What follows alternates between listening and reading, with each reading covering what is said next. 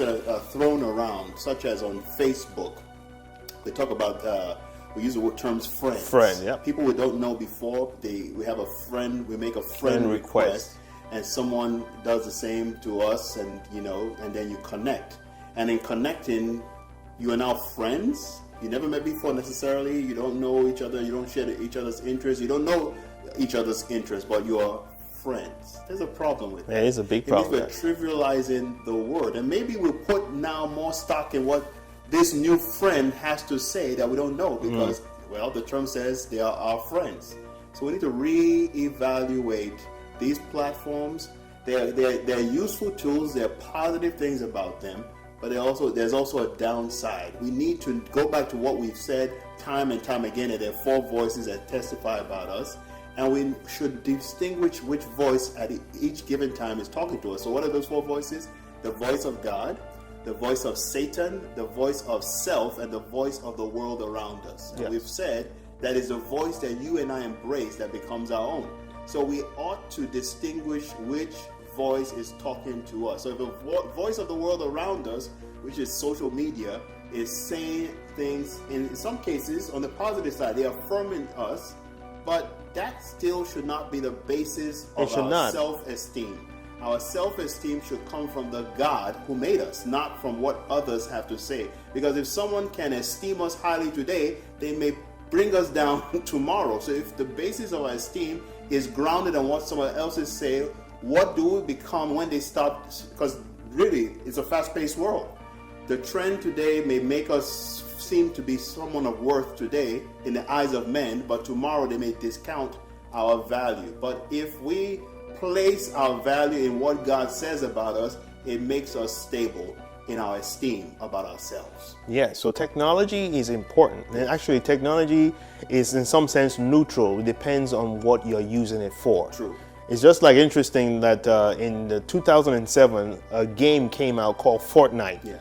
That game just took over in terms of young people engaged, so focused that it became an addiction. Yes. And then also in that 2017, from the March release, in 3 months, they sold about 5 million copies. Wow.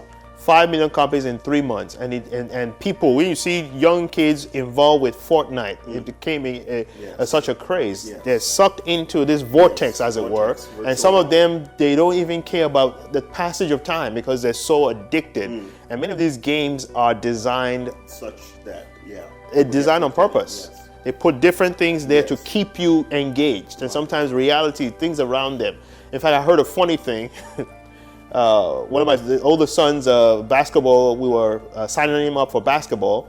One of the parents made a statement that one of her son was playing Fortnite. And they saw an experiment in which they were playing Fortnite, and they put them in a classroom, did an experiment. And they said something, we'll give you this pizza.